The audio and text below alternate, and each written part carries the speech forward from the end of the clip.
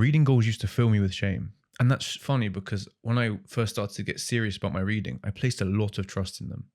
And this is where you set yourself a particular number of books to read in a given time frame, like say 50 books per year. And if you become interested in reading through the sort of self-help, self-improvement pipeline, you know that they place a lot of importance on these reading goals. I've seen videos of here, people sharing how they read a whole book a day, or 100 books a year, or some other impressive figure like that. And chances are it might make your own progress feel inadequate then. I know it did for me. Even Goodreads, which is one of the most popular book apps out there, has its own yearly reading challenge. Like the idea of the book goal is everywhere. And that's a bit worrying to me. Because after many years of reading and using them myself, I start to question just how productive they actually are. I began to see it do more harm than good to my process. Instead of helping you learn better, they have a tendency to add this stressful undertone to your learning, to what should be a fun and meaningful hobby for you. I remember it pulled my attention away from what truly mattered for a healthy reading life and over to something more arbitrary and irrelevant, like the pure numbers. But even then, I didn't make this video just to beef with reading goals. The idea behind them is great. It's just that in practice, they tend to backfire and lead you to the wrong conclusions of what good learning looks like. So here I want to explore why that happens, and because I'm not here just to moan, how you can maybe reframe them and adjust them to serve you in a more productive way. One that's free of guilt and meaningless numbers that don't really mean much. First, let's get a bit philosophical. Let's forget reading altogether and think, what actually is a goal in the first place? Well, it's something we want to achieve.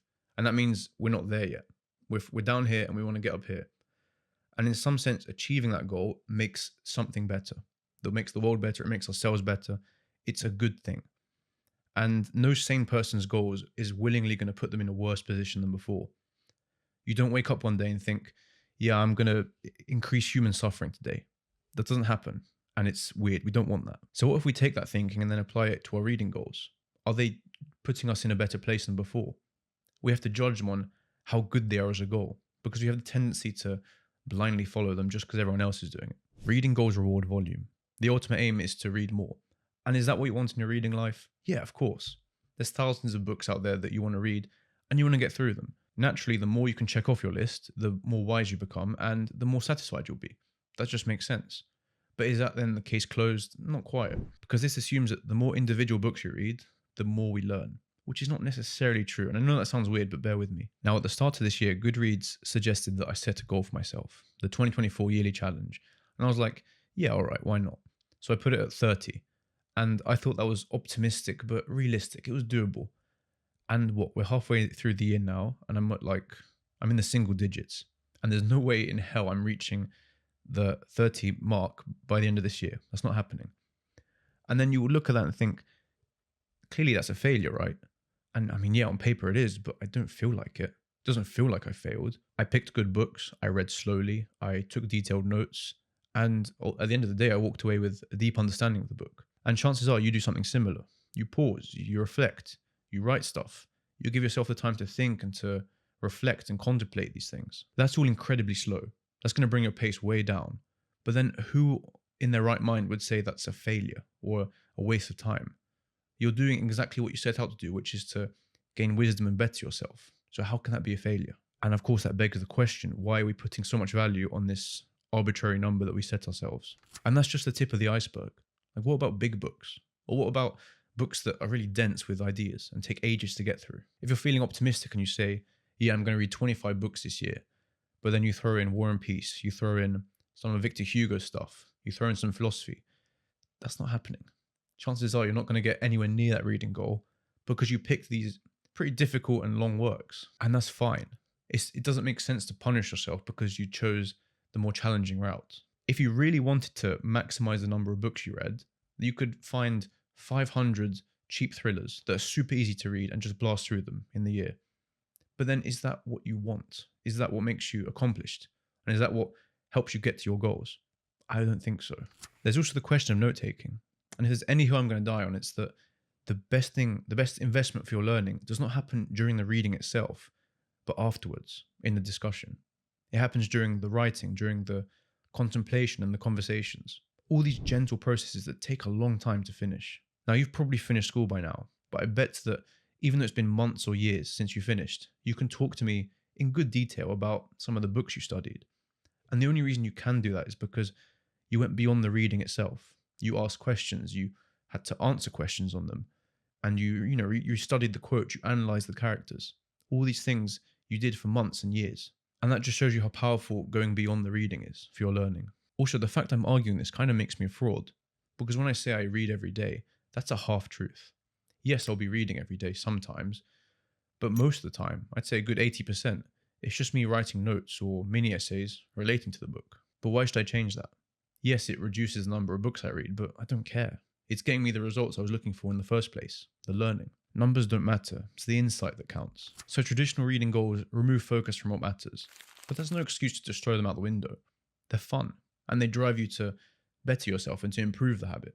So how can we, instead of abandoning them completely, how can we take them and adjust them to fit more correctly with this idea of a goal? Well, the simplest option is to track the time you spend reading every day rather than the number of books you finish. That way, if you pick a longer book or something more challenging, it's not going to hold you back from achieving that goal. You can read for an hour a day and at the end of the year, only finish with 12 books. Now that's great. Maybe you picked more difficult books and you wanted to grind it out. All the respect to you. Or maybe with that same daily hour, you get to the end of the year with 50 books finished. And that's perfect too. That's a success, just like the first route. And because you track the time instead of the numbers of books finished, you've made it clear to yourself that it's a win. But I like to take this a step further. I like to tweak my goals to not only reward the time I spend reading, but any activity that helps me learn. Let's say you're using the traditional reading goal from the start. If one day you finished a book and instead of moving on to the next one, you decided to run back through it and maybe take some notes. Now that's good, of course, but it's going to make it harder for you to reach your goal. And it doesn't make sense that we're discouraging such a good activity. So to overcome this, you can tell yourself, instead of spending an hour or 30 minutes reading, I'm going to spend that time learning. And that could be anything. Of course, you can still use that time to read, and you will sometimes, but it frees you up to do so many other things that help you learn. You could write notes, you could reread books, you could write mini essays or review the book yourself. And if you feel like you want to change your pace, you could even watch a documentary or an article on the same topic. You may not be strictly reading in that time, but you're still doing something to serve your higher goal, which is wisdom and your betterment. And that's what counts. And speaking of other formats of learning, I really love if you signed up to the newsletter. You can sign up with a link below, it's totally free, it's not spammy at all. And there's different sorts of insights that you might not normally see on this channel. So I'll see you there. There's one final option you can use to reframe your goals, and it's a little bit different from the ones we just saw. If you're like me, you like to have a clear roadmap in your self-education, some sort of structure that gives you a sense of direction and accomplishment. And if you're the same, well, it makes sense to put that into a goal. It's common to get demotivated and feel lost in your hobbies, and reading is no different. Now, chances are the problem doesn't stem from you, but from this general lack of direction. For the first 2 decades of our life, sometimes even longer, our hand is held in our education. We're given so much guidance and attention that we don't really have to think about it ourselves. We just show up, get the learning done, and then leave. Then suddenly, once we leave school or college, we're kind of left stumbling. We don't know what to do, and we don't know how to structure our own learning for ourselves. Now, how you can properly educate yourself, that's a whole different story.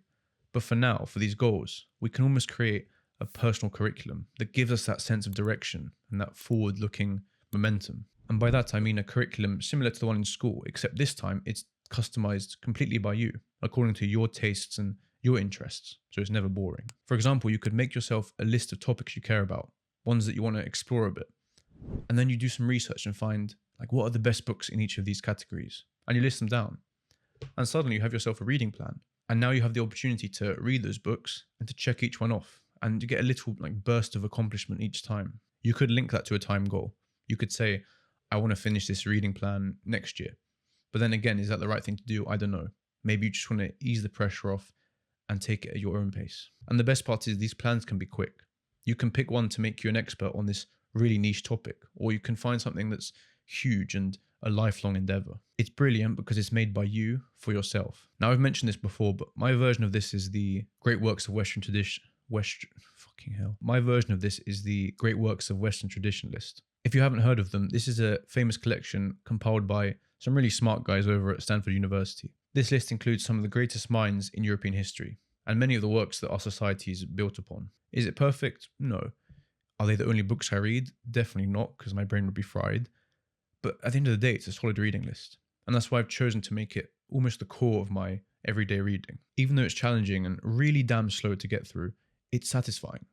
And it fills me with accomplishment to write about one and then move on to the next. I'll probably finish this list only once I'm old and crusty. But that doesn't put me off at all, because it's nice to have this plan that's bigger than yourself and gives you something to work towards. So I hope with all of those small adjustments, you can craft yourself a goal that serves you, one that supports careful and proper learning. And even if you don't use any of these tweaks at all, it's a good reminder to not let these random numbers dictate how happy you should be over your own reading progress. And as always, I'd love to hear how you approach it. If you have any interesting reading plans or ways to keep you going, even when it's hard. And of course, thank you for watching.